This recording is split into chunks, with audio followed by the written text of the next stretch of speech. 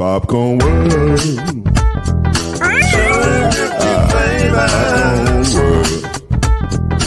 Popcorn World. Yeah.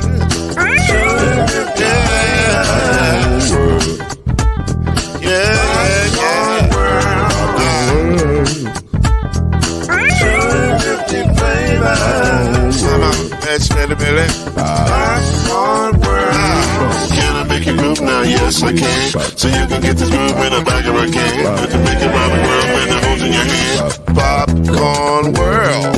250 flavors gonna make you smile. 250 flavors gonna make you smile. 250 flavors gonna make you smile. I said popcorn make you smile. Ah. 250 flavors. Popcorn World. Popcorn World. Popcorn World. Popcorn World. The Popcorn World.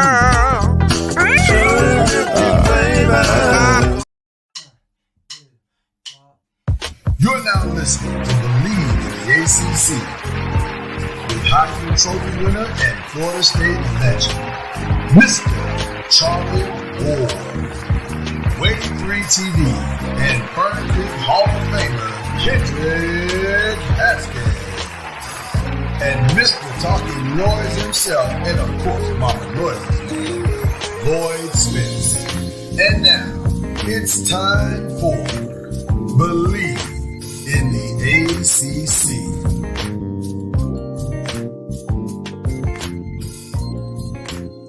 Don't adjust your podcast network. It's true. We're here. We're live. Brought to you by Popcorn World and Brisket. By Brisket.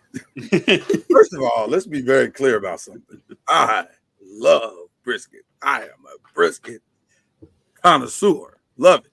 Takes forever to cook. It does take forever to cook. It takes forever to cook, and it's easy to mess up.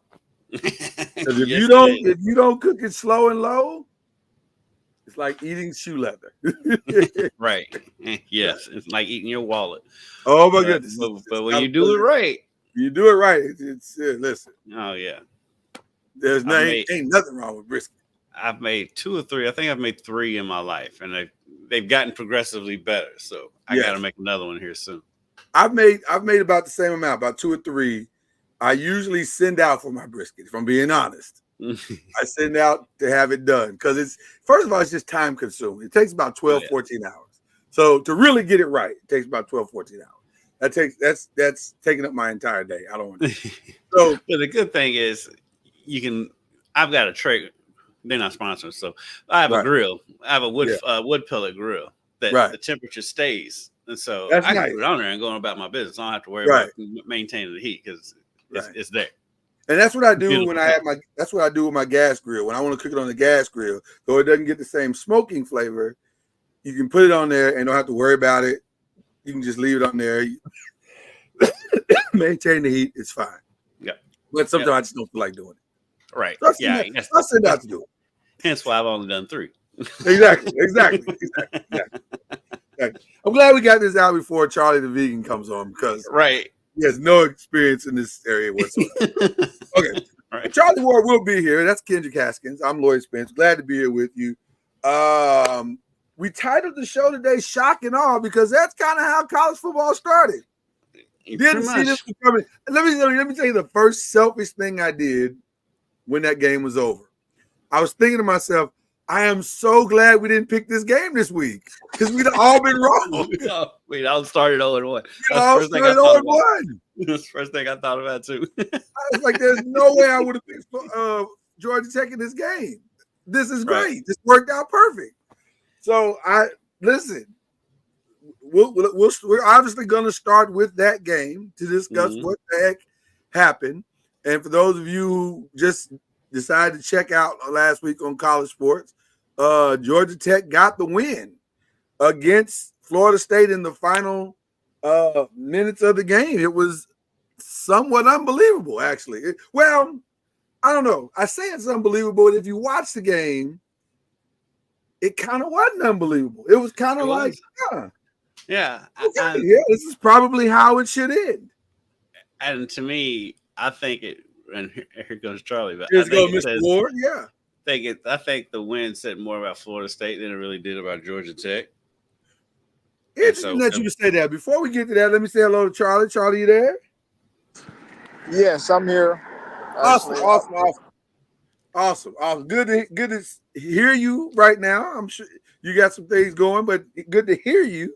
And then I guess we'll see as the show goes on. Can y'all hear me? We can hear you great. Sound fantastic, brother. Sound great. Yeah. Yeah. We're going over the game, Georgia Tech, Florida State. So I just want to give people a quick recap of what happened. It opened very well. Florida State came out very well, drove the ball down the field, had a good run. The run game got going, good balance between the run and offense. Scored on a Toa Philly 28-yard run, I believe it was, and followed that up with a. Now this was controversial to me only for this reason. They followed it up with a 2-point conversion with what the announcer called, Joe Pescatore called the swinging gate play, which I had never heard of. I was like, the swinging gate? I've never heard of that. Okay. That's an old timey play or word for a play. Right, old time word for the play. Now, it worked to perfection, which is the reason why I call it controversial, because it was so good. I'm saying, why do that on the first score of the season? Like, say that for later when you really, really need it. But keep that in your back pocket. Yeah, keep that one in your back pocket. But they decided to break it out early. It worked to perfection. They go up quick 8-0. Did you think they used it too soon, Charlie?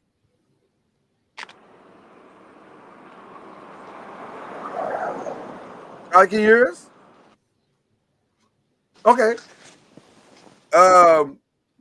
Charlie's here having some trouble hearing this, but that's okay.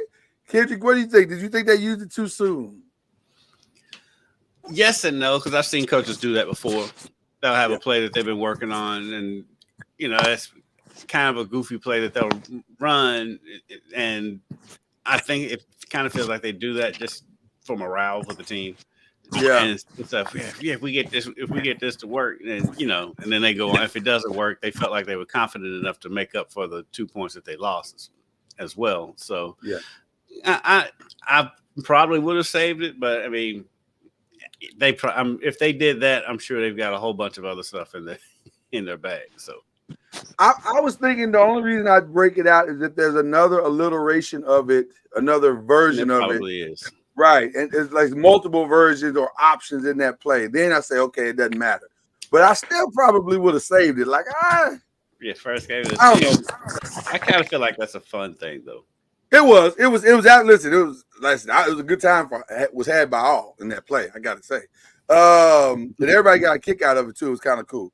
But Georgia Tech was not fazed as a team by it because they marched right back down the field with a very tough running game, pushed the ball, a mix of some quarterback RPO and just the running game for Georgia Tech was clicking. It really was by multiple players, and they finished it off on a run into the end zone, got the quick score, not tied it up, but got it to 8-7. And then after that, it was all defense from the rest of that point on. Yeah, from that point on, it was all defense. And big stop. The biggest play of probably the second quarter was Georgia Tech was able to get a huge stop on 3rd and 2, and stopped. I think DJ. I think they sacked DJ or something like that, and sent him back to 3rd or 4th and 5 or 4th and 5. And so there he is. And so Florida State had to settle for a 52-yard field goal, which made it 11-7. You look good, Charlie. You look good. I love that hoodie. That is a nice hoodie. Let's see. Georgia Tech answered before the end of the half with a touchdown that made it 14-11. And then Florida State marched right back down the field before the end of the half, got a another 59-yard field goal to tie it up 14-14. So George Jefferson walked off the field too. It was hilarious. The George Jefferson, or that's for our age, but for the young I'm not kids, giving it to Conor McGregor. You're not giving it to Conor because it is the George Jefferson. Because he stole it from George Jefferson. He stole it from George Jefferson. Right. There you go. Fair enough. I'm not even going to dispute that at all. The third quarter was all defense. I mean, there was nothing going on but just great defensive stop after great defensive stop. Georgia Tech would get some stops. Florida State would get some stops. Just back and forth through the whole fourth quarter. No bigger play probably was the I think Georgia Tech was going down and they got a huge huge stop and got them to a 3rd and 12. I'm sorry. There was a big play where Florida State, I believe, had fumbled the ball. It was like a fumble recovery or something like that. And no, I'm sorry. I'm mixing it up. It was Georgia Tech that had the fumble recovery. Right. And then it looked like they were kind of right at the end of the quarter. It looked like they were just kind of in trouble. And they got the big play by Haynes King that on that 3rd and 12 is what it was. And I think it was like a 3rd and 12, and he got like 12 or 14 yards or something like that. But they got the first down, which put them at the 5-yard line after another Haynes King run. He was really good, and we can get into that here in just a second as well. Made a name for himself in that game. He actually did. He kind of threw his name out, threw his hat in the national ring this weekend. We'll see where it goes from there, but it was actually a pretty big. He had a pretty good game.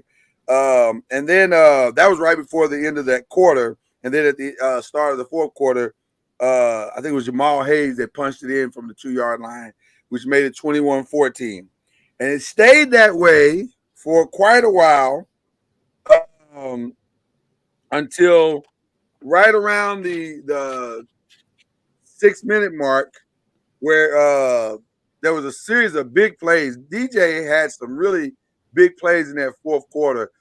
Two big 4th down conversions in that fourth quarter, which was very bold because I think it was a 4th and 7, and there's another 4th and like long, and they pulled them both off. The second one getting them inside the 5-yard line, I think it was, and then they punched it in. They were able to punch it in with 6 minutes to go, which tied the game. So here we are, tie game, and looks like we're probably headed to overtime, although Georgia Tech is kind of marching the ball down.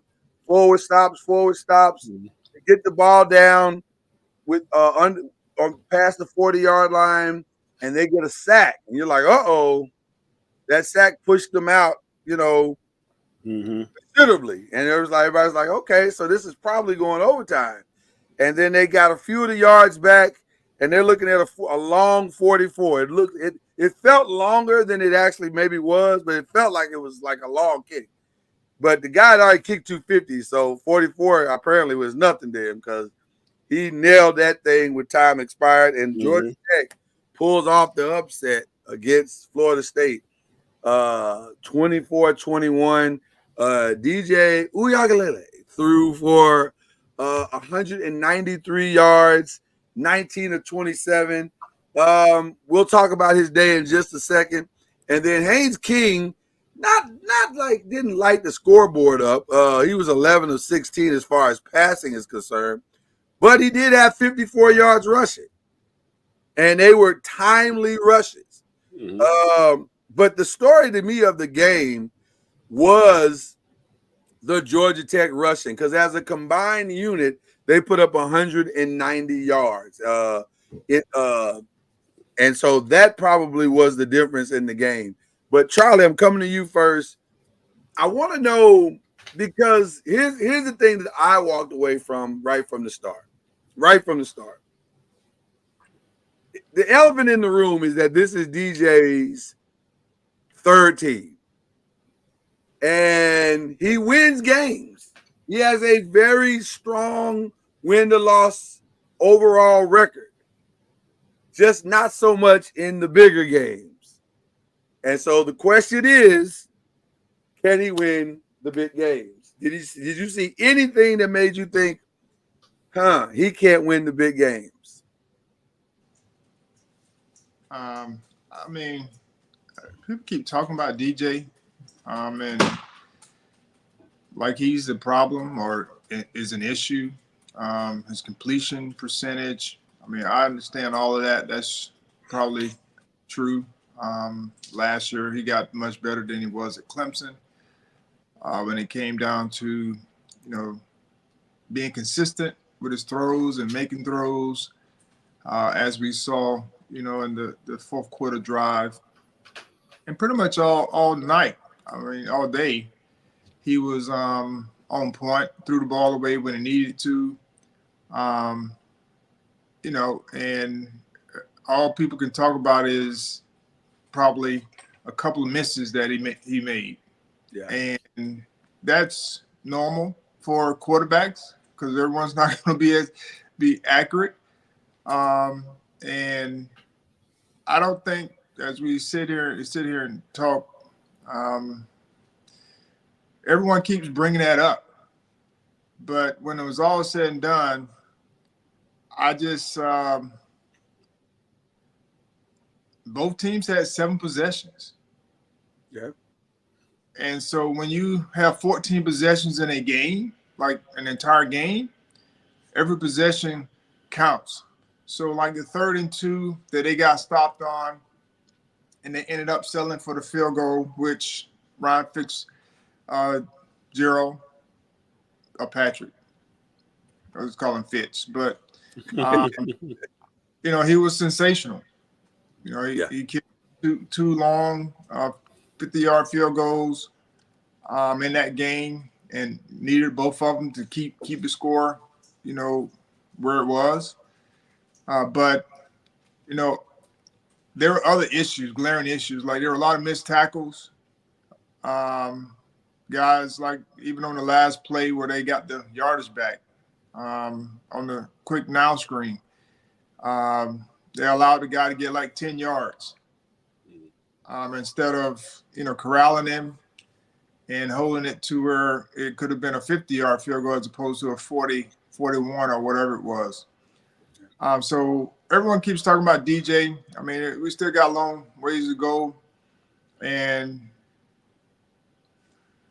I mean, everyone talks about FSU, but Georgia Tech was the leading rushing team offensively last year.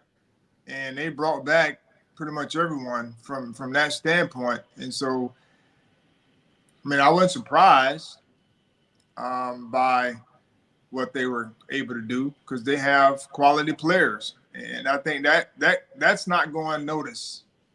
Like Georgia Tech has quality players. Yeah. And Haynes King made he was 11 for 16, as I just saw, but he made some very good throws when they needed them. As you talked about the 3rd and 12, and then he checked the ball down when the pocket was closing on him. And so he made some really quality throws when they needed them, and then they ran him a lot early on, and then later, they ran him on occasion. But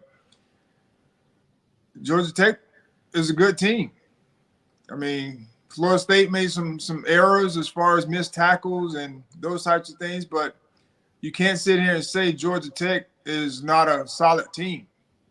I mean, we'll see moving forward when it comes to injuries, and because that normally that's where teams go downhill when you start getting into your 2 deeps.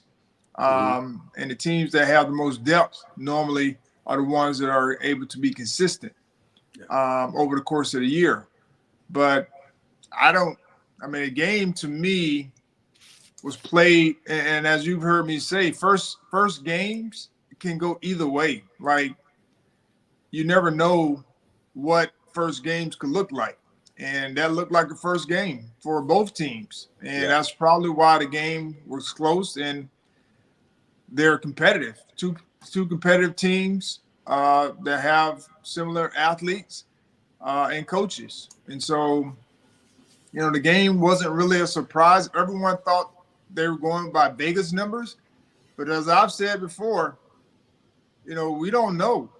Like we don't know until we actually start seeing teams compete. And we can go by what Vegas, but Vegas is often going by what probably they've seen from last year, and what teams have coming back. And so it's just that thing that you have to fight against in a sense. But when it's all said and done, both teams had 7 possessions. Georgia Tech just happened to have the last possession, and they found a way to navigate their way down to get the game-winning field goal. And I mean, it's competition. It's the first game, but now it's up to Florida State to respond to it, and even Georgia Tech has to respond because now, eyes are on them. I don't disagree with anything that you said there, sir. Kendrick, what are your thoughts on DJ as well? I've always felt bad for the kid because it felt like he's always had undue pressure on him. Coming in after Trevor Lawrence at Clemson, I felt like he had undue pressure on him. I do think I would like to see him go down the field more because he has a big arm, and he still feels like he's a little gun shy when it comes to making that throw. But I mean, I've always thought he was a good player, and like Charlie says, way too much. All the focus goes straight to him. Never mind the missed tackles. Never mind not getting stops when you need to. It's all DJ's fault because DJ plays all 22 positions on the field. So, right. But like we were saying before Charlie was able to connect, I do think the games did say more about Florida State than Georgia Tech because Georgia Tech did what Georgia Tech does. Like Charlie said, they were the leading rushing team in the country last year. And what they do, they came in and they ran the ball. That's what Georgia Tech does. I think Florida State just has, with it being early in the season, also like Charlie said, being the first game of the season, there's a lot of question marks, especially with Florida State because they are replacing a lot of key parts from last year's team. And so they will grow. I don't think this, especially with it being a 12-team playoff, the season is not over for Florida State. Like so many people want to write them off. They'll dust themselves off. They have a big game coming up on, was it Sunday when they play Boston College? Monday. And so they'll dust themselves off, and they've got plenty of opportunities on their schedule to get right back in the hunt. So I think they'll be fine. I think Georgia Tech is going to be one of those teams that if you get behind against them, good luck. Right, they run the ball very well. They're going to run the ball right down your throat. Yeah. So those are my main takeaways for the game. The one thing that you always have to remember about teams like Georgia Tech, they are cyclical teams. So you're looking at every probably 3rd or 4th year that they have their freshman cycle of players, they're probably going to be decent or even good.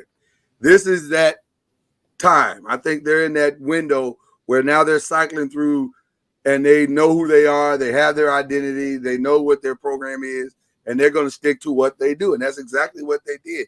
They ran the ball very, very, very well. And then they had an X factor in Haynes King, who not only threw the ball pretty well, but he ran the ball, and his decision-making was fantastic. And so when you have that, that's going to make them difficult. Now, they had that for game 1. Mm-hmm. Now everybody knows that they have that. So we'll see if that holds up for an entire college football season. I don't think Florida State played a bad game, nor do I think DJ played a bad game. Though I am, if I'm being honest, a little concerned about him finishing the big game. Because if we're being completely honest, he has yet with a team shown that. So that he did once. Well, when they hammered Notre Dame. Well, touche. Yeah. I want to defend him because, as you should. Anyone that's looking at it, I definitely understand what you're saying, but he did what he was supposed to do. He went down and tied the game up, and he gave us a chance to win the game. if we can get a stop. And so what people are missing is this happened a lot last year. And our defense came up with stops to be able to help secure victories. And so when we start talking about DJ being able to finish games and those types of things, now, if he would have taken the team down and scored to give us a chance to win, then I couldn't defend it. But when you start looking at what he was able to do in this game, I thought was, like I said, he missed throws. Haynes King missed a wide open guy as well, streaking down the field. And like I said, I don't think DJ played a bad game. Not at all. People will keep saying, all these things about him, but he gave us a chance to win the game. And when you talk about now, if he would have gotten the football back, I do believe he was poised to give us an opportunity to go down and kick the game-winning field goal because he was in a rhythm. And so those are the moments when you can analyze a quarterback. Yeah. As opposed to the outcome. Because if he had a chance to take the team down to kick the game-winning field goal or win the game, and he didn't do it, then yes, I can see you saying, well, can he win the big game? But he did his job. He did what he's supposed to do, and the defense didn't back him up, and that's why we call it a team. I just go back and think about my career. I had opportunities where I had the football in my hand at the end of the game, and so I was able to help our team go down and either kick the game-winning field goal or score a touchdown to win the game. And so that's where people are defined. But he did what he's supposed to do, and that's the way most quarterbacks are defined. I mean, you think about Patrick Mahomes. Yeah. No, I don't disagree with anything you're saying. Josh Allen. Yeah. The whole thing with Josh Allen, they question if he can win the game, even though he took his team down and they scored with 13 seconds left, and you're supposed to win that game. So now he still questioning Josh Allen. Correct. That's what I'm saying. I think we overlook all those things. Yeah, I don't disagree with anything anybody's saying. I think, and I do think the national narrative is a little bit skewed because of the way, because of his circumstances than it is because of his actual play. But the one thing I think that is fair is that I don't know how many of those defining, other than the Notre Dame game, and I had forgotten completely about that game, so I'm glad you brought it up. But I think that's also part of my point. He doesn't have many of those games. And it's not necessarily his fault. It's just the reality of his circumstances.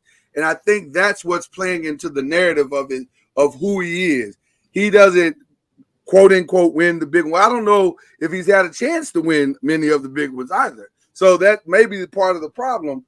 But, whether he hasn't had a chance or hasn't, that's to be, discussed or debated or whatever. But the reality of it is his record is what it is. And so we're going to see. And I think he's going to get more chances this season because one of the things to me that was far more significant in that game than anything DJ did, 98 complete yards rushing from the total team, that was more concerning to me than anything else because that's really what has been the strength of Florida State, especially last year, is running the ball. And Roydell with 12 of 38, 12 for 38 yards. Lawrence Toafili with 8 carries for 32 yards. I'd be more concerned about that and whether they can fire off the line and get those tough yards like they need to get than I would be of what DJ's doing. Well, I'll just piggyback kind of off of that. I mean, I keep hearing from Coach Norvell and Coach Fuller, Adam Fuller. They, of course, just like any game, I'm sure every coach, Georgia Tech, is doing the same thing on plays that they could have done better. A lot of things are fixable. Yeah. That they missed, and as I mentioned, this is the first game, and anything can happen, and you just hope to win the game. I mean, I've said that every first game of a season, especially in football. Your goal, especially when you're playing a competitive team, your goal is to win the game and then correct mistakes. Yeah. And if you lose the game, you still got to correct the mistakes, but you're down a game. Right. And so that game was very similar. You want to win those types of game, and we did. We've done that in the past, but this year that wasn't the case. But when we started talking about the run game, you have to go back, because even last year we had some games where we didn't run the ball as effectively as we should. And some of that was offensive line. Some was running back not running, in the right hole. But I think you also have to credit Georgia Tech, because what they actually did was start bringing down safeties. And you heard, and I've heard Coach Norvell say this time and time again since the game, is that we didn't have enough explosive plays, which means, in order for you to get the run game going the way you want, you got to be able to break one-on-one tackles. And we weren't able to do that at that time in Georgia Tech Corral. But we also didn't push the ball down the field to open up some of those opportunities, because the safeties were in the run game.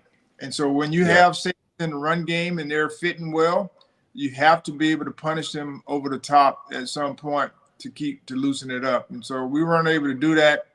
And I'm sure we'll get it fixed, because in the running room, and the offensive line, we got a good group.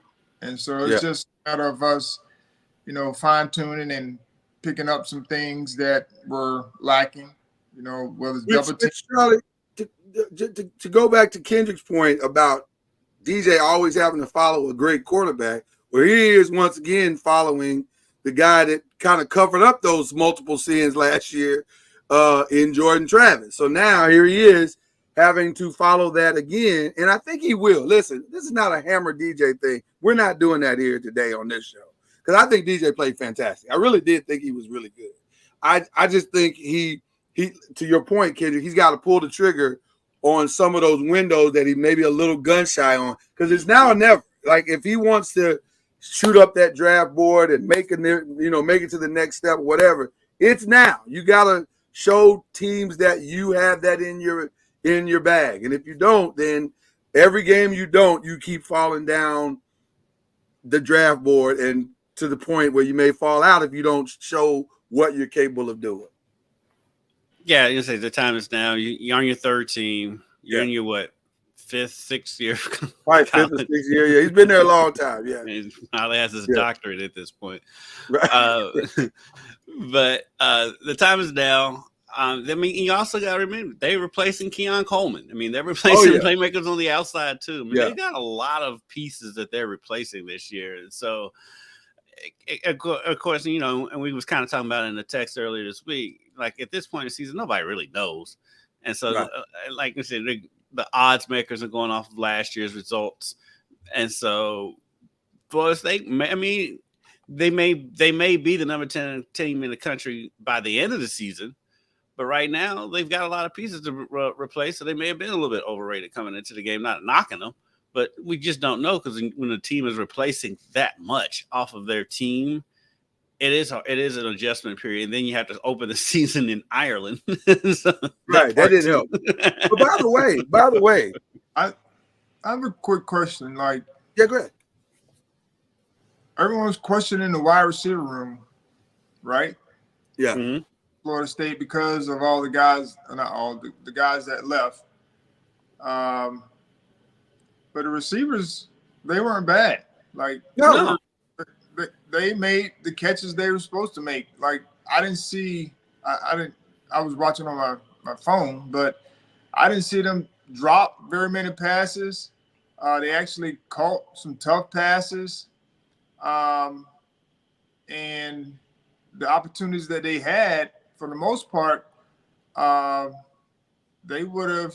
I mean, they made the plays necessary. So, I think we're all looking for something, but I just go back to Georgia Tech. Like we keep talking about Florida State, but Georgia Tech played well.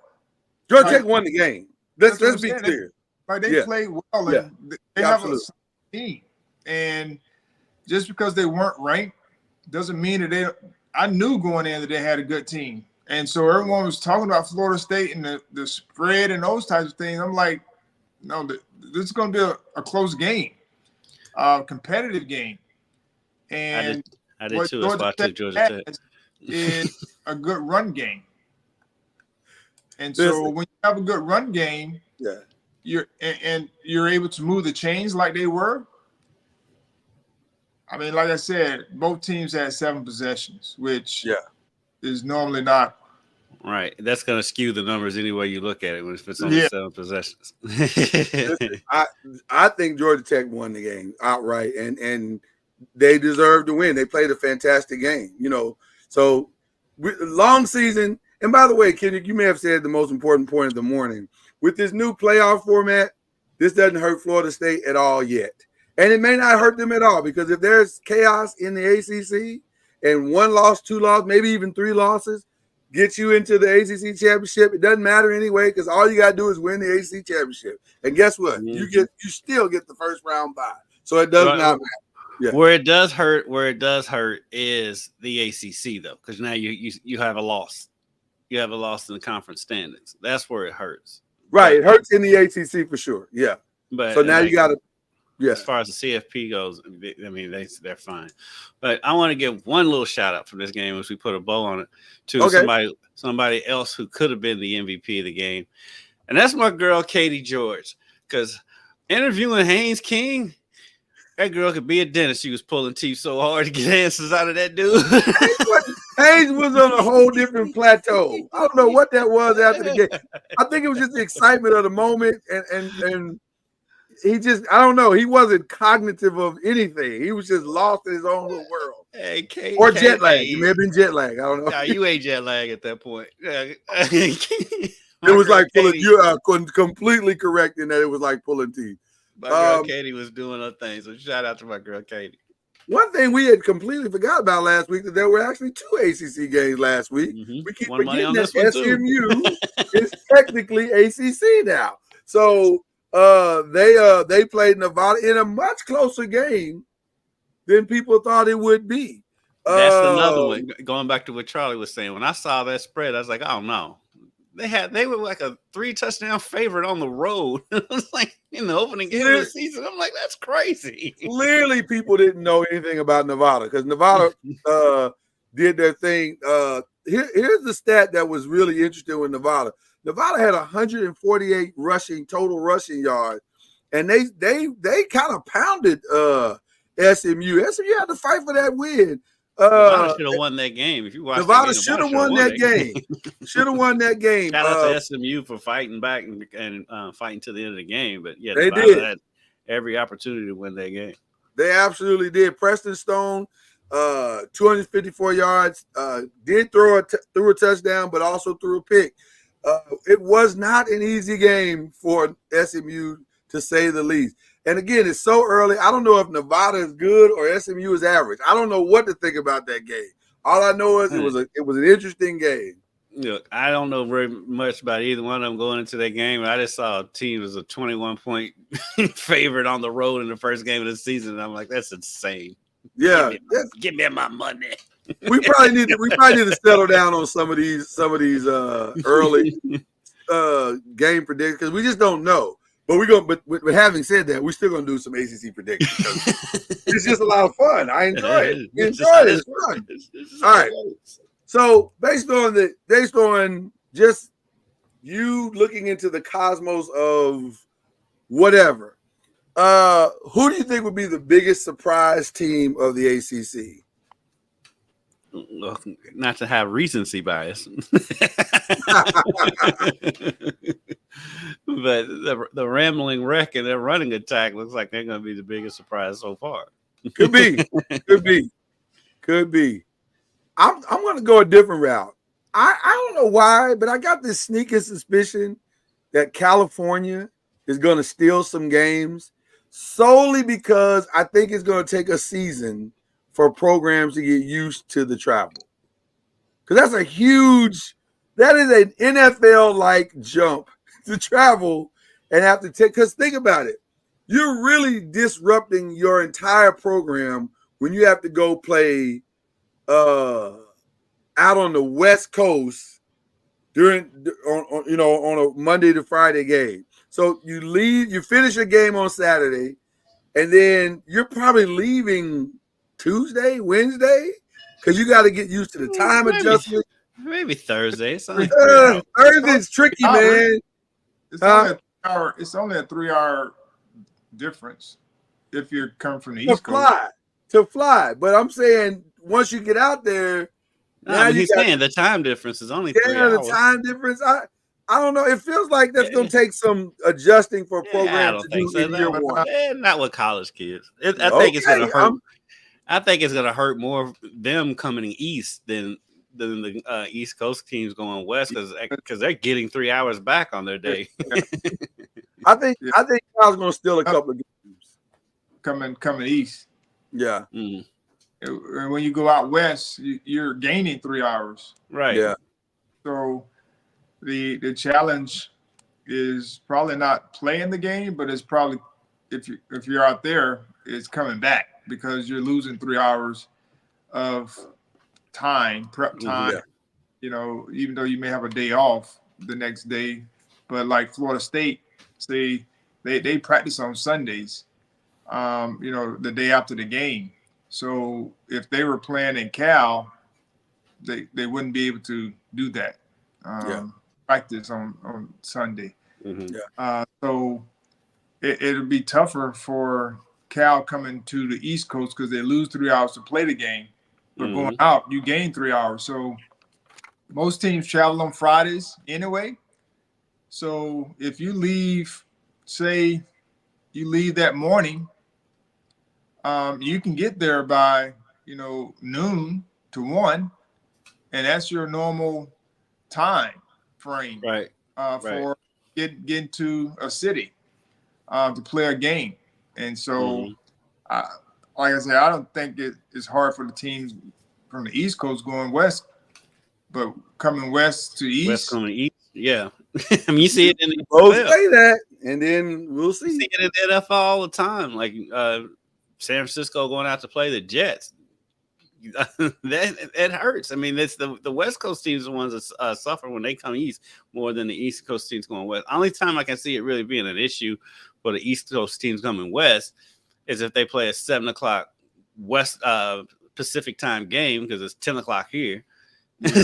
So the fourth quarter is hitting around midnight here, and it's still like 9:00 out there. Which is what happens most times because of the television part of the West Coast game. So they end up playing the later games.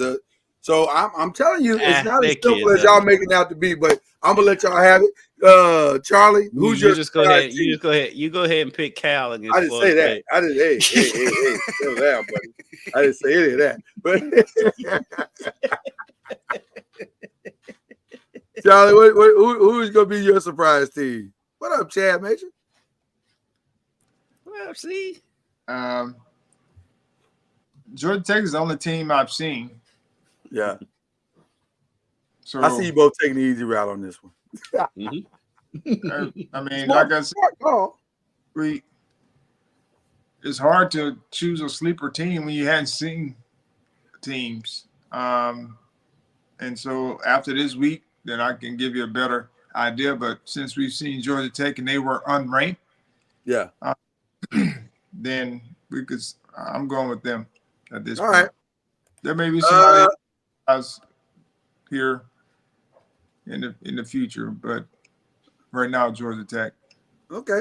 Who do you think could be the shocker? Who do you think could be the one to kind of upset the apple cart other than Georgia Tech? The biggest disappointment, you mean? Yeah. Like you thought, oh man, I thought they were going to be really good, and maybe not so much. Mine is easy because I think it's. I already know what you. I already know what you're going to say because we say it every year. But the thing is, you also, like I said, Georgia's getting ready to play Clemson, right? And you can't. It's going to be hard to analyze Clemson from this game, meaning it's a first game, and if they play well, everyone's going to be on the hype train, and if they don't play well, everyone's going to say they're a bust. Yeah, but you can't go by that. Like it's hard. I know that's what we go by, but it's hard to do. But I don't know who the biggest disappointment and shocker team. Well, the potential, because of the hype they get every year, and every year they're back. The potential. This is easy, Charlie. Charlie, you just don't want to say it, which is fine. But we're gonna say it. It's Miami. It's Miami. They always. It's always Miami. I think Miami has a really good team this year. They always have a really good team on paper. I say the only other team who would be in this conversation if they were actually in the conference is Notre Dame. Right. both exactly. of them every year. They're back. Here they come. Exactly. Here come the Irish. And they're already doing the hype train with Notre Dame. I've seen them all week. Oh, if they win on Saturday, you can write them into the college football playoff. I'm like, hold on. Right. Let's settle down. They still got to play a Louisville team at home that blew them out last year. They had to play Georgia Tech. They had to play Florida State. And Notre Dame is good for losing to somebody they're not supposed to every year. And by the way, the Louisville game is definitely a game they need to be concerned about because Louisville will not be worried about Riley Leonard at all. At all. Matter of fact, Louisville is probably going in that game thinking, "Oh, we got this one for sure." And if Schuff is healthy and if he's what everybody is thinking he's going to be, they're going to be. But they play Georgia Tech third week of the season, so we're going to learn about them pretty early. Then they play Georgia Tech and Notre Dame in back-to-back weeks. So we'll know more about that's going to be very telling. But it's got to be Miami, y'all. Come on now. Like, how many times have we had this? Have we played this record? This is a hit record. It's one of those one-hit wonder records that starts out on fire, and then after 3 weeks, you're sick of it. And that's kind of what Miami's reputation right now is. They're constantly back in the eyes of national media. And then in weeks going into that season, it fizzles quickly out, and you're like, okay, it's exactly what we thought it was. So that was an easy one for me. It's Miami. I do like Miami's quarterback though. I do like that quarterback. This may be the one season where it may be different because Cam Ward might be the real thing. He looks like the real thing. So we'll see. That was the issue last year. So that was a huge issue last year. Yeah. They had a really good team, and that was their glaring issue. They just didn't have a quarterback that could push them through because they had all the other positions, and that's where they were lacking was the quarterback. It was very inconsistent, and they didn't make plays when they needed them. And so, with Van Dyke not having a good year, and then they having to go to a freshman. They just kept makeshifting. Yeah. But the defense was solid. The offensive line and run game was solid. And they just didn't have a quarterback. And I think this year they have that, and that's going to give them a chance to win. Yeah. All right. So who do you think could potentially be the ACC Player of the Year? Obviously, Haynes King has made a very immediate. I don't think Haynes King is going to last. Like his numbers aren't going to be solid, right? Because he runs it He throws it, but over the course of the season, it's going to be tough for him to, run as many times as he ran consistently in the first game, and stay as relatively healthy as possible. And he made, like I said, he made some quality throws when he needed them. But he also missed a big one, which is, that happens. But I don't know. Right now, yes, he's the leader in the clubhouse, you would say. I think Ward would be a good candidate for Miami that we was just talking about. Across the board, I'm going to give somebody that Lloyd hadn't been very high on. Oh, Lord. You know where I'm going. I do. I think he can have him. I really and truly, and I'm not saying that just to mess with Lloyd. I really do. Yes, think you are. Yes, you are. This is the year he's going to have a breakout year. He hasn't been horrible. He just hasn't lived up to his hype. But I do think this could be the year he breaks out because Clemson's being slept on. And while we kind of laugh at some of the crazy things that Dabo says and all that stuff, they still have athletes out there. They still got 4 and 5 stars everywhere out there in just about every position on the field. I think Clemson's going to be kind of a sleeper team. It's weird to say that about them. And I think Klubnik's going to have his best year of his career. You're trolling. It's fine. I'm not even. Would I do that? Yes. The answer to that is yes. I'm going to go a whole different route, and I'm going to say that the player of the year could potentially not be an offensive player. I don't know why, but I just get the sneaking suspicion that there's a reason why Ashton Gillette came back, and this might be the reason. This may be his, because I think Louisville will be as good as their defense, as much as their quarterback play needs to be much better than it was last year. That defense, I think, is going to be really good, and it's going to be anchored by Ashton. And Ashton has been there, done that. I think he was at best a 5th or 6th round pick last year. I think he could be 2nd or 1st, depending on how it goes this year. But I think he came back because I feel like he's got something to prove. And I'm gonna say that he puts on a show this year. I think he puts on a show. So I'm gonna go with Mr. Gillette and see what Gillette. I don't know why I call him Gillette. I want to. It looks like Gillette. Yes, it looks like Gillette, but it's actually Gillette. Okay. Okay. So who's playing in the ACC championship game, guys? And by the way, I will not hold you to this. This is your before you see them play pick. And then we'll get a do-over pick later. I'm going to go. Well, I just said they're gonna have a bounce back year and gonna fly under the radar. It's Clemson. Okay. And then, without looking at anybody's schedules to see who's playing who, because it's going to be somebody who's. I think the other side is going to be someone who didn't have to play everybody. Right. Even though, surprisingly, as much as I laugh at them and I've been making fun of them today, I'm leaning towards Miami. Miami? Yeah. They have a tough schedule, though. They have a tough schedule, and they'll lose to somebody they're not supposed to.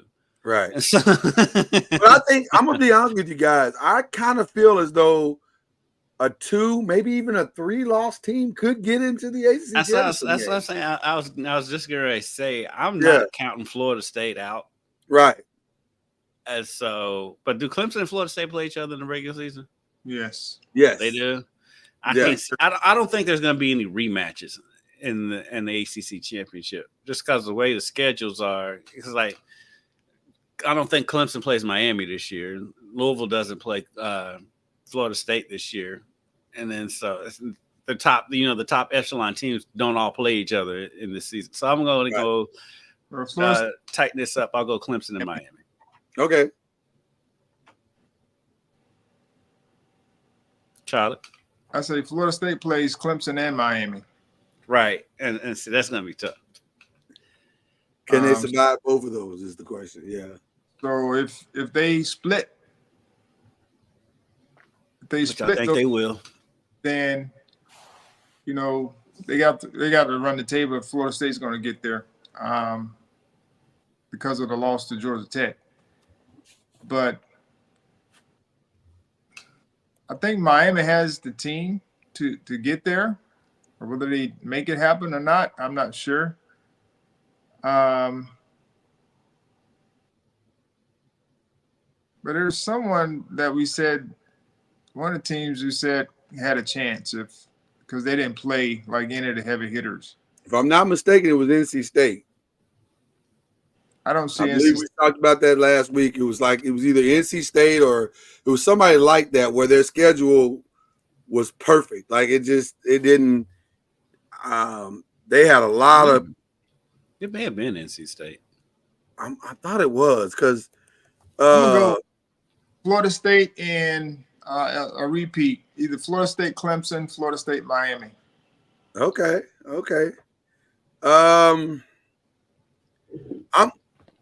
I'm gonna go off the path a little bit because that's like we said last week when we were going through the schedules. This thing, I want to pull up their schedule because I'm pretty sure it was NC State, but I don't 100% remember. So let's pull it up and just real quick see. But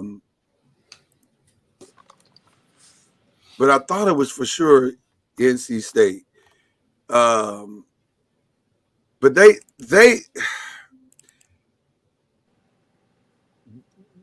are interesting to me, like we said earlier, because it just looks like they have things lined up for their benefit. And if that is the case, sometimes it's better to be lucky than be good. You know what I mean? That's what, and you know what, and that's kind of the reason why I was saying that I don't think there's going to be a rematch, because I think somebody could stumble in there like an NC State. I'm almost 100% sure it was NC State that had the perfect schedule to get there. I'm with you. I get the feeling that somebody's gonna stumble in there that we didn't see coming, and it's more likely. And I just want to pull them up real quick and see. Okay, yeah. See, they had Clemson early. Yeah, Clemson early, but I mean, you can lose a game. You don't have to be undefeated, right? And then they got Georgia Tech late, so maybe it wasn't. Well, they have your scary game at California. Yeah, well, listen, I keep telling you, you got okay. See, it's all fun and games until it happens. Then you're like, well, I nailed that one. We'll see if you pick that. Was it week 8? Mind you, Jesus, there, buddy. I have a different strategy going into this year's pick. Pick the favorites. It's probably going to be a lot of that going on this year. I don't know. I'm gonna say it's somebody like Carolina has a favorable schedule too. Maybe it was Carolina, because Carolina's, goodness gracious, they got some. That Georgia Tech Florida State now looks different. I don't know. I'm going to say.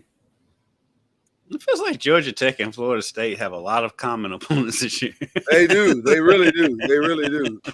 I'm going to say that I just can't believe in Clemson. I'm sorry. I'm one of those guys that's become skeptical of what's going on there.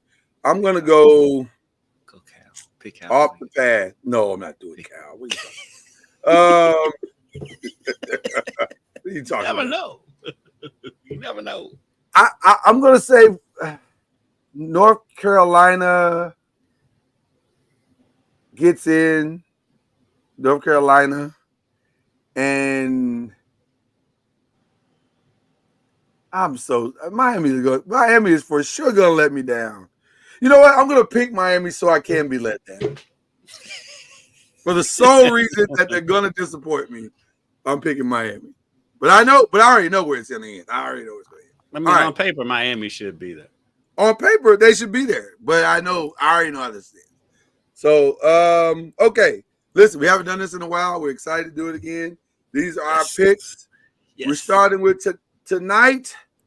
Speaking of there's 31. There's 31 games tonight. Tonight, there's 31 total games. Yes, there's 31 games in college football tonight. Television. That's crazy. Why is everybody playing on Thursday? That's weird. But we got so many games this week that we don't need an outside game. We will bring back the outside games next week, but we got so many games to pick in ACC this week. We don't need an outside game. So NC State and this is Western Carolina, I guess this is. I think so. Yeah. I think we know who all three of us are going to pick. Yeah, I think we're all safely. That's the good thing. Is I think we'll be able to blow through most of these games. Yes, we don't have to struggle with some of these games. North Carolina A&T and Wake Forest. I'm going Wake Forest. Would not be surprised if they lost this game. I'll go Wake Forest. I think that'll be fine. Would not be surprised if they lost this game. Forest. All right. I didn't get to see the game. How'd your Rattlers do last week, Charlie? They pulled it out. They won, didn't they? Yeah, I was say they won. I thought they won. Yeah, they played. They had a tough start. They were down 14-0. But then they allowed the team to rush the football down their throat. And then they started blowing their neck a little bit, playing some solid defense. And offensively, the quarterback was able to, get in a rhythm. And they came back and they were driving to make it a 2-score game. They were, I think, up 24-17. And they were driving to make it a 2-score game, and the running back fumbled the football on like the 25-yard line or something like that. Oh, gave them a chance to go down, and they scored. With like 30 some seconds or so, something on the clock, and FAMU blocked the extra point, but then he got called for being offside. So that moved the ball, close to. They moved it half the distance, and so they decided. Norfolk State decided to go for 2. And he got stuck. Then the quarterback got stuffed.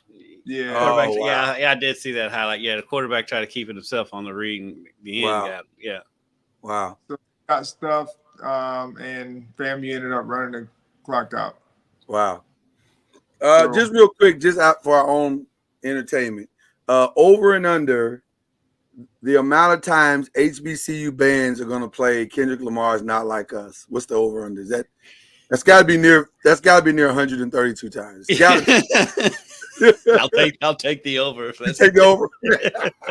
I'm going to wear that song out this summer. Or this fall, rather. Have you listened to the song? Have I heard the song? Yes. I for sure heard the song. You can't go anywhere without hearing that song. You can't be on earth without hearing the song. I wouldn't recognize it if I heard it. Oh, okay. Well, listen, you're gonna hear it again if you go to any HBCU game. Yeah, every HBCU is gonna play it over. Absolutely, without a question. It's a good song and it's a perfect band song. Now for you, Charlie, you're gonna enjoy it because the edited non-verbal version of it is just as good as if he rapped it. So you'll enjoy what you're gonna hear. So, but it's gonna be played a million times. Yeah, so the beat is a perfect. It's a perfect band. It's a perfect HBCU band song. No question. No question about it. The trumpets are going to be all in it. Yeah, so. No question about it. All right, UNC in Minnesota. This is an interesting toss up here. This is a toss up. I'm gonna go with Minnesota. I was leaning that way too. Let me check. Even though I don't know what UNC has or Minnesota, but being on the road in Minnesota is a Big Ten team, and they like to run the football. And it being a first game, anything can happen. Yeah. Right. Can you go in Minnesota? I hear you say the same. Are you? Hold on, I'm doing a cheat code here. I'm doing some very loose research right now. So you go ahead and pick. I'm gonna use Charlie logic on this one as well, and say that this is a bad opening round game for North Carolina, in that they're playing a team that is traditionally a tough team anyway, and it's not a great opening game to go on the road, and especially not to have your star quarterback ready to play. I'm gonna go Minnesota. Well, doing like Vegas does, going off last year's results, Minnesota finished up the season losing 4 straight. They did. Still made their bowl game. Won their bowl game 30-24 over Bowling Green. They lost 52-10 to Michigan last year. Yeah. I'm in 37-3 to Ohio State. And they lost 49-30 at Purdue. So yeah, I'm gonna go ahead and go North Carolina in that one. Okay. Okay. Going off of last year, as he said. That's all right. That's what everybody's That's really all you can do. All right. Friday. Elon and Duke, a clash of the Titans. Is Elon in North Carolina? They got to be. Is Elon in North Carolina? They have to be. I would think so. Yes. Okay. Yeah, we'll go Duke. We're going Duke. They're either North South Carolina, one of the two. Yeah. I'll give the Carolina schools this. They do play their teams within the state. I wish Kentucky and Louisville were better about that. Yeah. So we're all going Duke there? Yes. Come on. No one believes in Elon? No. Come on. Because we can't hardly find it. TCU and Stanford. Another West Coast situation, by the way. Dallas to Stanford is not that Not that bad. Not really that bad. It's about an hour. Not that bad. TCU struggled last year mightily. So did Stanford. I'm just gonna go with Stanford because they're at home. Okay. Well, I'm going TCU because that's where my money go. I was gonna say I felt like you were contractually bound as a TCU parent to have to pick TCU. So that was fantastic. I'm sending no money to TCU right now. I'm gonna go Stanford. I'm only going Stanford because they're at home. I'm going Stanford just to test my theory. On the Saturday games, my coworker's a TCU grad, so there you go. Saturday games, Clemson takes on the number 1 team in the nation, and probably the team that will be the most prepared to play their game in the country, Georgia, the Georgia Bulldogs. Why they're most prepared? Because they seem to be. Like, I don't know. They just seem to be. Every year they seem to be ready for their first game, because usually their first game is a massive game. So, they have to I feel like they have to over-prepare to win those games. I think I'm going Georgia, and I think they're going to come out and try to make a statement after barely losing and missing the playoffs last year. I think they're going to come out and make a statement early. Shout out to Cade Klubnik, who's going to remind everyone who he is. Closer than expected. But I do believe Georgia will win the game.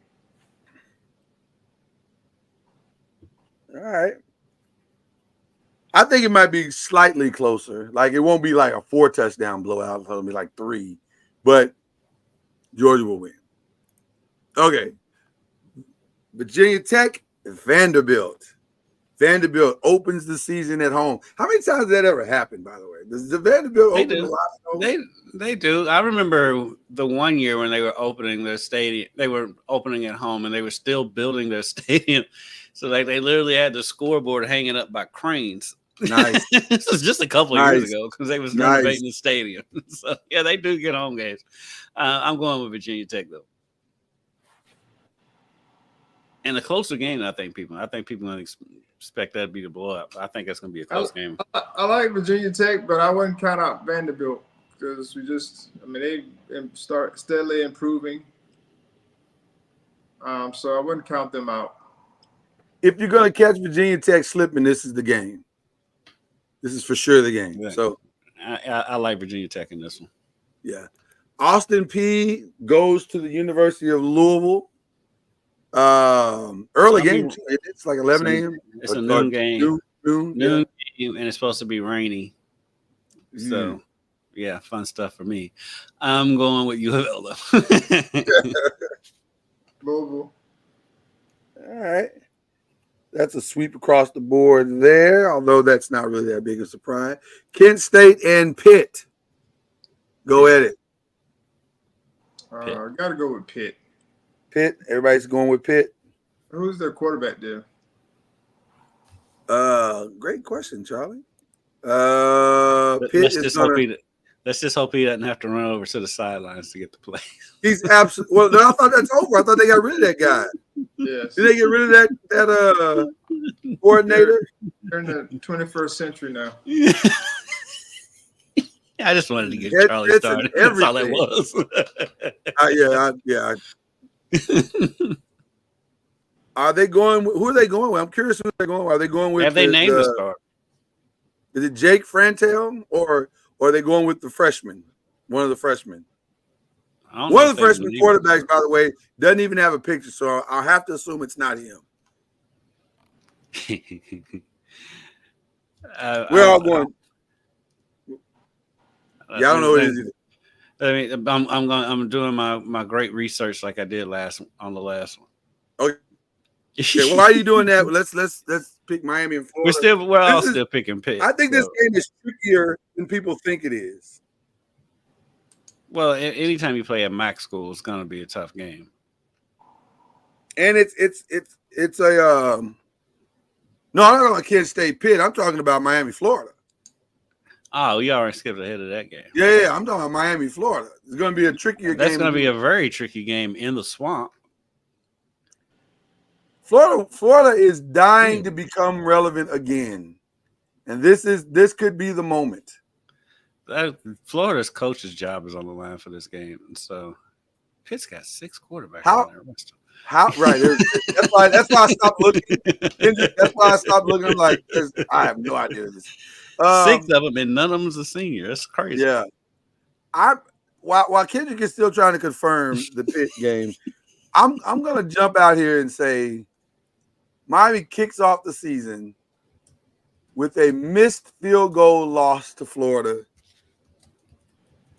in this one. I'm going Florida simply because it's at home. Looks like it's going to be Nate Yarnell. I didn't even see his name. Okay, go ahead. Yeah, he's a junior. Junior, okay.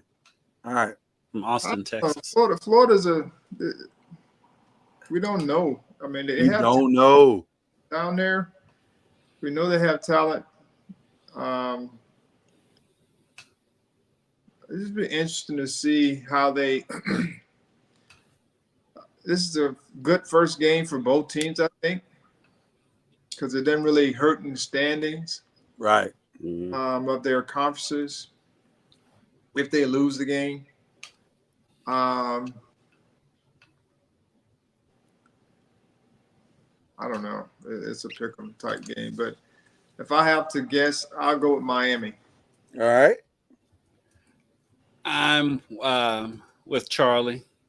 Because I think because I just don't trust Florida right now. Billy Napier is coaching for his job right now. It feels like for Florida, and this is a rivalry game that's not a rivalry because they never play each other. And I feel like Miami has wanted this game for a long time. The Miami fans just listening to Le Batard all the time, and so I'm leaning with Miami on that one. Okay, all right.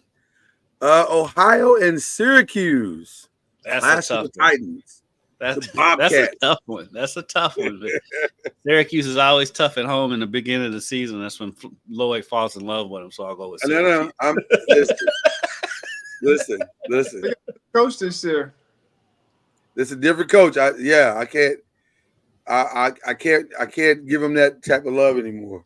New coach, new energy, and they're going to be tough at home. I'll go Syracuse at home. I'm going with Syracuse too. It's hard. I'm telling you what. Quarterback too. I tell you what. From Ohio State. Mm-hmm. Yes. I would never schedule a MAC team to start the season though, because you never know. Teams are tough, man. They are the one conference that consistently has upset-minded teams. It's almost like every player that didn't quite get to the D1 they wanted goes to the MAC conference. And I think Ohio could easily pull off the upset here. Mostly Midwest tough kids. Yep. And having said that, I'm going Syracuse. But yeah, I would not be surprised. Okay, UC Davis versus California. Well, the time difference won't play a role in this game. Time difference will not have any effect whatsoever in this game at all. Cal starts out 1-0. Give me Cal on this one. Give me Cal. I'll take Cal. All right. Georgia State and Georgia Tech. Georgia Tech finally with an actual home game. I think this is going to be a tougher game than people realize. It's going to come down to how high is Georgia Tech, and can they come down from that and actually come down? Georgia State is an up and comer. This is an inner city rivalry because they've been hearing championship talk all week long, and you're just saying Georgia State is waiting on this one. And so, with that being said, I'm still going to go with Georgia Tech because I just don't think that Georgia State's going to have enough to stop that Georgia Tech running game. Yeah. So Georgia Tech is going to, play their strengths. And so when you play their strengths, they're going to run football and play good defense. And so, we've seen that recipe time and time again for certain teams to win championships. Yeah. And make timely throws. That's kind of their MO at this point. So if you run the football and they have a lot of explosive plays from their run game, short passes, when they got the ball to their dynamic playmakers, they have a chance to beat a team like Georgia State, handily, without having to, just pound the football like they did against Florida State. And I think a lot of the reasoning that we're like saying this game is going to be closer has nothing to do with X's and O's. It's all the other stuff. Yeah, no, not at all. I 100% agree. I think Georgia Tech will win, but don't be surprised if the game starts out. Here's how you're going to define Georgia Tech is how the game starts out. If Georgia Tech comes out and it's sluggish at first and there's a little bit of a hangover, that's going to be probably as telling as anything. But if they come out and hammer Georgia State like the talent says that they're supposed to, then we may be looking at a different Georgia Tech team this year. So we'll see. We'll very much see. With all due respect to Houston Christian, who, by the way, I just found out what their alliteration and they kept calling it HC. I was like, what the hell is HC? Is it Holy Cross? I didn't know what it was. But it's Houston Christian. With all due respect, in the battle of Christian schools, I'm going to go with the Methodists. The Christians versus the Methodists. Right. I'm going with the Methodists. Give me SMU in a big bounce back game. I'll go with the Methodists in this one also. Yeah. I think they've probably NIL'd their way into winning this game. Right. In answering the question, when both teams are Christian or when both opponents are Christian, who does God root for? Give me the Methodist in this one. He roots for both of them. Right. But okay, he loves everybody. I got it. But I mean, one of them's got to win, though, Charlie. The better team overall would probably be SMU. SMU. Okay. All right. And then on Monday, in a must-win bounce-back game, must-win? Is that an understatement? No, must win. You can't be 0-2 to start the conference. No, this is a must-win for Florida State. I think they show up and show out. Okay. I think that the defense gets out there and does its job. Castellanos is a hard quarterback to maintain, though. And I think he will make his plays in that game for Boston College. But I think Florida State bounces back and they win this game. Because their back's against the wall. Their back is kind of against the wall, and they need to send positive vibes throughout the program. It's not going to – listen, in order to quiet down the DJ noise, they need a win. He'll be fine. It's noise, unnecessary noise. But a win calms everybody down. And Boston College really is the perfect team to possibly get that win against. Although they need this win. It's going to come down to very similar things. They're going to have to be able to stop the run, whether it's from the running backs or the quarterback. Drops back to throw. They got to make sure they stay in the lanes defensively. And they're covering guys, and then offensively they need to be more efficient when they get in scoring zones as opposed to kicking field goals and these score touchdowns. So it'll be interesting to see how they bounce back. I know they're working towards that, and this is the challenge for them. So Boston College is formidable. As long as they can keep Castellanos healthy, they'll be formidable against just about everybody this year. He is an X factor. He's an interesting X factor because to me, that entire team goes as he goes.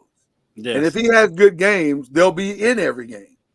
I wish we could have seen him with Zay Flowers because he had a Castellanos instead of the 45-year-old quarterback he had when he was there. By the way, shout out to the Ravens who quietly have had an amazing camp. And I don't know, man. That Derrick Henry thing might be for real. Like that might be. It should be. The difference. We'll find out at his age. You wonder. I mean, that's the only thing. But he seems motivated. He seems like he's a robot or something. I mean, he had a ridiculous amount of carries in high school. Yeah. So I mean, at some point, the carries have got to take their toll. Have you seen him? Yeah, he's insane. He looks insane. I got an interesting question. I know we got to get ready to get out of here, but I got to ask this question. And maybe you can't answer this week. Maybe we carry it over next week. But more inhuman, if I can say it that way, in their approach to the game and their production, Derrick Henry or Adrian Peterson? Derrick Henry, because he never gets hurt. I was thinking that another part of it. They're both insane. Because for Adrian Peterson to come back from that ACL like he did is insane to me. That still blows my mind. But Derrick Henry is always like he gets nicked, but he's not to knock on wood. But he's never had any significant thing. The only one person I can compare it to is LeBron, because LeBron never has really he's very LeBron-esque, isn't he? Yeah, LeBron rarely has major injury. He can't. He gets nicked up. He might miss. I think the most time he's missed is when he was in Miami or whatever. But for most of his career, LeBron never gets hurt, and Derrick Henry's kind of the same way. Especially when you consider the way both of them play. Then not only do neither one of them get hurt, they're also among the most physical people in their respective sports, and it's crazy. If they can catch and Derrick only needs to carry them maybe 5 or 6 games, maybe. Like, he doesn't have to do Derrick Henry things all season long like he did at Tennessee. They just need him to do that 5 or 6 games and in the playoffs. And if they can do that, they could be scary, man. They could be really scary. They need him in the playoffs. They need him in the playoffs. That's when they really need him. So, all right. Adrian Peterson or Derrick for you, Charlie? Well, you know I'm going with Derrick. Feels like a bias there. Well, that's what you want to call it. I call it family. Fair enough. Listen, there's nothing wrong with that. You know what? That sounded kind of. It. We have not given our first official one of these this season. I think that's warranted. It feels like And that was a Charlie Ward humble flex. By the way, I've been working out a lot, Charlie, so my flex is going to look really I look at you. You're looking good over there. Yeah, I'm down a bunch, and, the guns are coming back, so that's flex. Sun's out, guns out. Charlie. I'm with you this time. How does that warrant a humble flex? Only because you use the word family. That the family part in there. If you'd have just stuck with it would have been fine. Yeah, it was very Allen Houston. It is family. That's what makes it a humble flex. What makes it what I it got is. no Derrick Henry family. I don't have that. So all right. This is the part we missed the most. Who are you guys shouting out this week? Well, I'm going to give a shout out to our longtime anchor, and he's going to kill me for doing this, but our longtime anchor, John Bowl. Well deserved, by the way. He's been our main anchor. He hadn't been at Wave the whole time. He's at WLKY for the majority of his career. He's been in Louisville, the Louisville market since 1988. Yesterday, he announced his retirement. We knew he was going to. Us around the station knew it was coming, but he made it official yesterday. John is, for one, he statistically is one of the best reporters ever. He's got well over 100 Emmys. I can't even put the number on how many Emmys this man has. And on top of that, with somebody who wins as much as he does, he has every right to be as arrogant as he wants to be and keep to himself, but he's not. He's a leader in our newsroom. Any reporter. I mean, I've learned from him. I'm a sports reporter, and I learn from John every day. I just watch him. I don't even have to ask him anything. I can just kind of watch and observe. And I've learned so much from him. I've known him since I was an intern back in '96, but I've gotten closer with him over the last couple of years since I became sports director. And he's one of the funniest people I know.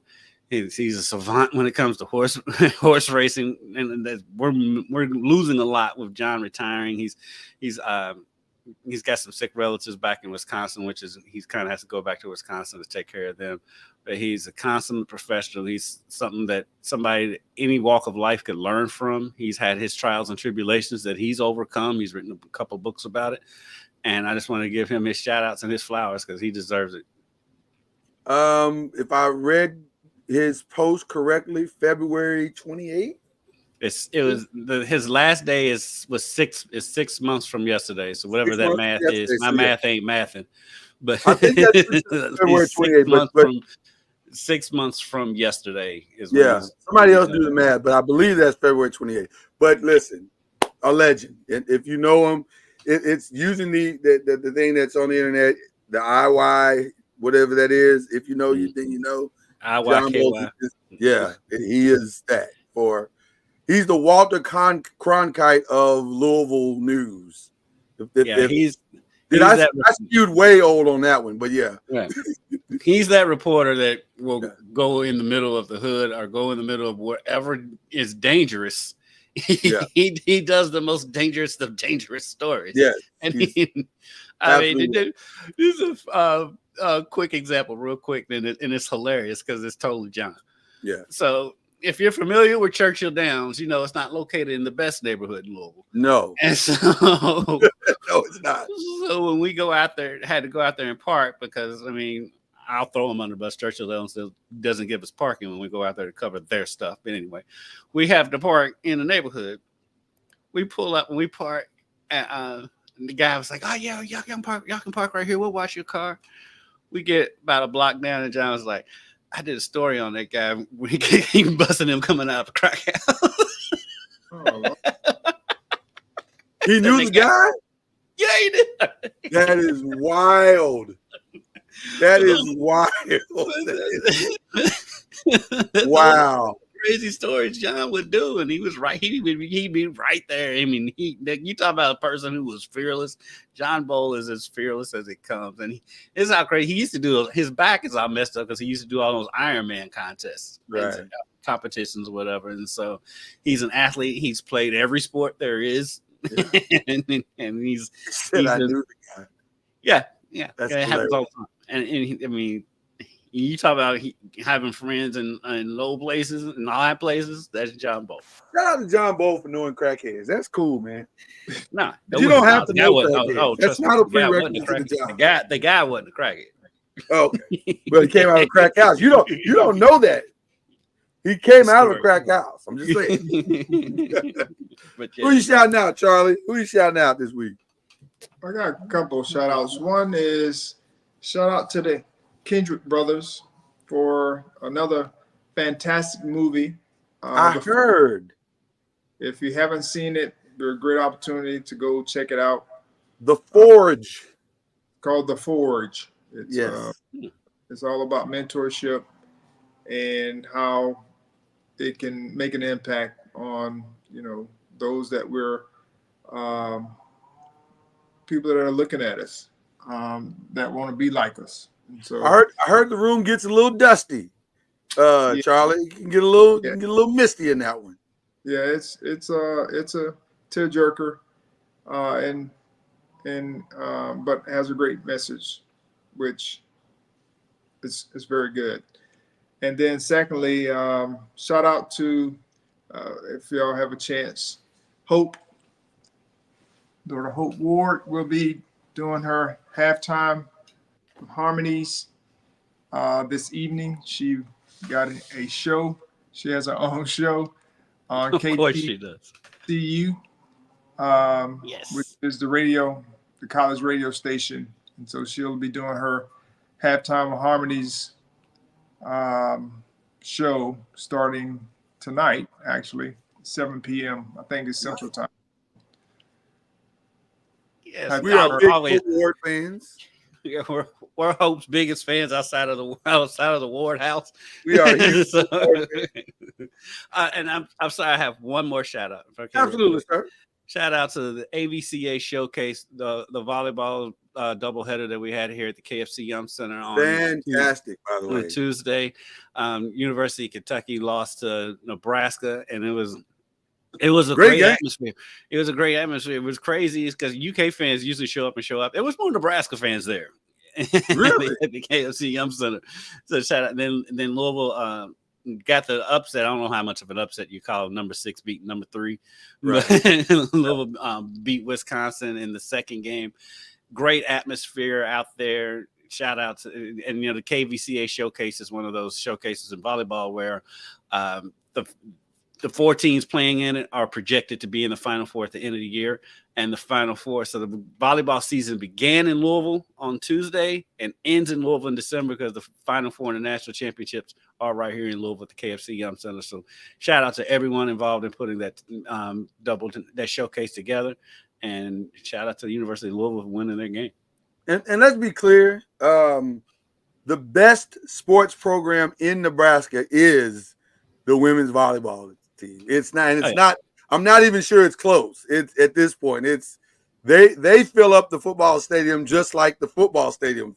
Football teams fill up the football stadium. So shout out to Nebraska, but shout out to the guy that held up the sign that said you can't make bourbon without corn.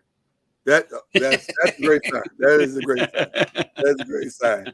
I'm going to give a very interesting shout out today. Shout out to Russell Wilson first and foremost for winning the starting job with the Pittsburgh Steelers. That was interesting. That was an interesting battle. We saw that. Huh? We saw that coming. Yeah, we saw it coming, but I think it was. I think the national conversation around it was much to do about nothing. Like after you watch the national conversation is we had to fill time in all. We had to fill up 3 weeks worth of preseason, and they did a good job. But I don't ever think it was even as close as it was nationally stated. I feel like Russell had that one locked in from the start. But I do give him credit for not, for maintaining his integrity. I'm not one of those guys that hates Russell Wilson. It seems like there's a lot of guys that don't like him for some reason, which, if I'm being honest, he can be corny, but I'm fine. But you know what? I'm okay with that. Like, listen, he's fine. Listen, how many? This is going to make a very controversial statement here. How many guys who are truly about their faith and they live their faith as loud as he does? How many of those guys aren't considered corny? If we're being honest, you know what though. That part of it is not what it's corny about. I get what you're saying, but that's the part. I agree with you. But a lot of people think that's part of his corny. They think that's part that separates him from others, and I'm like, I appreciate that, man, because he rides for his family, and how much he rides for his family. Even the kids in their family that's not his, he's a great. He seems like he's a great dad to everybody in the family. I think he's a great guy, period. I just think his brother lives here. Really? Louisville's odd, dude. Louisville's a weird place. But random. But I'm a Russell Wilson guy, and I don't understand what the whole I don't even get that at all. But whatever. People have the right to think whatever they want to think. But to me, that's a narrative that I don't necessarily buy. Now, is he going to go party with you? Is he going to go party with his teammates and go drinking and clubbing? Probably not. And if that's the knock on him, then you're just going to have to knock him. He's a family dude. And he's a dude that lives his faith out loud. So I don't know. I don't get it. Whatever. But it was when he was doing the ride Broncos or whatever, or when he says the corny chants for everything, that's where the corny comes. Okay, but who among us has not used the corny quote? I'm just giving you right. No, you're 100% correct. I've never truly understood the narrative, and I get why people say it and where their thought process is, because he doesn't appear to be the out of the mud guy like a lot of us like to think and respect our quarterbacks to be. But so what? That doesn't make him a bad guy or a bad quarterback. It just makes him different from everybody else. But that's just me. I don't know. He does. I just don't choose to pile on. But I wanted to give him a shout out because I thought that was interesting. And then my other one is to the Patriots for resisting the notion to start Drake May. I think they made the right decision in starting Jacoby Brissett, because you've already ruined one guy in Mac Jones. You destroyed that kid. So let's not repeat history. Let's give yourself. I think they destroyed Mac Jones because, for one, they had a defensive coordinator being the offensive coordinator. I'm just saying. We've seen this movie already. Let's have a little bit of patience. And I shout out to the Patriots for learning from history. So shout out to Gerard Mayo. Shout out to him. I'm looking forward to seeing the Gerard Mayo era. I'm interested to see what he can do there. And he seems like a stand-up guy. I mean, to be very young black head coach in that area. Yep. Very young. Shout out to the professional organizations in Boston. We know Boston's reputation, but they always have black coaches up there. They do. They're not afraid. Charlie, do you agree with the Russell Wilson stuff? Like, I mean, I don't know.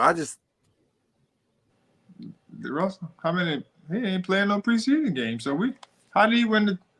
Well, he played in one. He played in two. He played in. Yeah, he played in a couple. He played a couple series. So. Yeah, he didn't play long. Like they weren't hurt most of the time, right? Yeah, he had a calf injury. He was. But he was going to be the starter. I mean, and then my last. Go ahead. Give you the best chance to win. Early on, at least. I don't think. What's his name? Justin Fields. Justin Fields. I think he's a good choice as well. I mean, he's going to give you a chance to win from his experience in Chicago. Yeah. I just think, at this point, they're going to go with a guy who's been there and see how that goes, and probably use Justin Fields to come in and be a change-up. Yeah. Mm-hmm. Yeah. And then my last final shout out is to the rookies of this year's WNBA, specifically Caitlin Clark and Angel Reese. I don't know from a complete across the board rookie season, and I'm sure there have been some great rookie seasons that just weren't as publicized as this one has been, but because of the high publicity that the WNBA has gotten this season, I think those two ladies specifically have handled themselves with a level of class and dignity that has been par excellent. And there has been every ample opportunities for them to stumble or fumble the ball, and they have not done that. More so, they have elevated the league in a lot of wonderful ways. So I got to give them a lot of credit. And I know the year is not quite over, but we're close. But I just going to give them show them some love, early love, as they get to the final stretch run here. Yeah, shout out to Caitlin Clark because, for all the hand wringing and teeth mashing and fake outrage for her not making the Olympic team, that break she got proved to be pretty good for her. She's doing all right. She needed it. She needed it. She probably needed it as much as anybody. Yeah. Because when I still will say, she needed that break. I'm sure when she didn't make the team, there was a part of her, and I'm sure the organization was extremely happy that she didn't make the team because she's been playing basketball for a year straight, basically. So you can make lady needed a break. The way she plays. I mean, she's in constant motion. It's not like she's just standing there and waiting to shoot threes. She's in constant motion when she's out there on the court. So that lady needed a break. I was glad she got that break, and she's come out of that break showing why she's the most popular player in the league. Because when she got her rest, she's able to do her thing, and she putting it all on display now. So I was glad she got that Olympic break. It's been a good rookie season for her. I think the rookie of the year is going to be closer than people think that it is because they are both putting up ridiculous numbers. It's probably going to be Caitlin. But I think Angel's going to merit some votes. The only thing about Angel, and I hate to criticize her, but the criticism is warranted, and it is a criticism. She misses way too many layups and gets her own rebounds, and misses another layup and gets another rebound and puts it in. She's got to start making these layups. She's too tall and too big to be missing layups like she does. It's insane. That is the game, and that's how she doubles. I know. I know. It is a good way to get the double doubles are a little inflated. Moses Malone. He didn't miss all those layups like that. He would get his own rebound. He would get his, and I give a shout out for getting her own rebound, but we need to start converting some of these layups. This is come on. And shout out to Aaliyah Boston, who was in town for those volleyball games the other day. Just randomly. Just decided to do something different. Well, it's right down the road. So you know. Yeah, and I think she has some connection to Nebraska. She has a Nebraska connection. I can't remember what it was because my intern is Jada Curry, so she went over and started talking to her, and she's like, "Yeah, she was here." It's a day trip, just drive down real quick. Yeah, hour and a half, 2 hours. Yeah. Also want to do this real quick. Send some thoughts and prayers to our sponsor, Popcorn World. They actually had a break-in one of the stories, and the owner, the Baron, put it on Facebook and thanked the city of Gary because they did have a break-in, but one of the local citizens came and grabbed a chair or a car or something, and they stayed there. When they noticed that the place had been broken into, they stayed there until the police came, and it was a whole thing. So shout out to Gary for taking care of their own, but that was a wild little story. I was like, wow, That's wow. That is kind of interesting. So anyway, it's an interesting store to try to break into. You don't really hear about a lot of popcorn store break-ins. Like that's kind of different, but it does speak to the goodness of Popcorn World. So any store worth breaking into. Shout out to Charlie's ceiling too. I've been noticing that ceiling is ceiling. Good looking ceiling. We haven't had a Charlie house tour in a while. I'm enjoying it. I'm enjoying the view. I'm enjoying the kind of. We haven't seen the stars and quasars in quite a while. Yeah, he hadn't been in that room forever. He hadn't been in that room forever. I feel like he's not in that room because he feels like that is a humble flex room. We're not gonna humble flex. We should get for Christmas. For Christmas, we should get him a sign to put on the door to that room that just says the humble flex room. Count me in on half. Count me in on half of that for you. That feels right. That feels right to me. Charlie wants to punch both of us. No, he's not gonna punch us. He's gonna pray for it. He's gonna pray that we stop humble flex. That's what we. Yeah. I want to see the forwards, Charlie. I think I might do that. I don't know if I'm gonna do it this weekend, but I'm definitely gonna try to put that on the agenda over the next week or so. Yeah, make it It's a great movie. Yeah, I do want to see that. I definitely want to. I'm a Kendrick Brothers guy, so I like what they do. All right, that's it, people. I see C Major. He's still on the recovery, so we appreciate him. Shout out C Major. Checking in. You know what you're supposed to be doing. I'm not gonna call you out on our show, but you know what you're supposed to be doing, C Major. So you do that. And then of course we have our fantasy draft this weekend. Charlie. I forget who won our league. Somebody won our league, but we won't get into that. Go ahead, hit the button. Hit the button.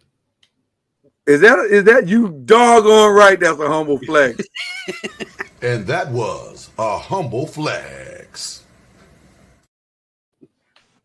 Now that might cost me, but I'll take about that. That may cost me in the end, but I'll take that one.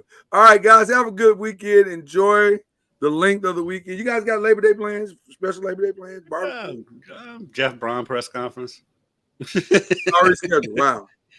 They all have. Every college football team will have a press conference on Monday. It's just the routine. Labor Day or nothing. We're having a press conference. Coaches, Charlie will tell you that creatures of routine. They're not going to break their routine on Labor Day. About Labor Day. Especially when they got a game on Saturday. They're not breaking. They don't care about your brisket at all, is what they're saying. They're having a conference. Right. Charlie, you got any special plans that you want to share publicly? No. I mean, we're just be supporting cousin that plays football, Fort Valley, and they were going to support the Seminoles on Monday. There you go. Sounds good. Well, support whoever you're supporting this weekend, people. Enjoy your weekend. We'll be back next Thursday. Do it all over again. Believe in the ACC. We'll see you next time. You've been listening to Believe in the ACC with Charlie Ward, Lloyd Spence, and Kendrick Haskins. Please like, follow, subscribe, and share from the Noisemakers page on Facebook and on YouTube.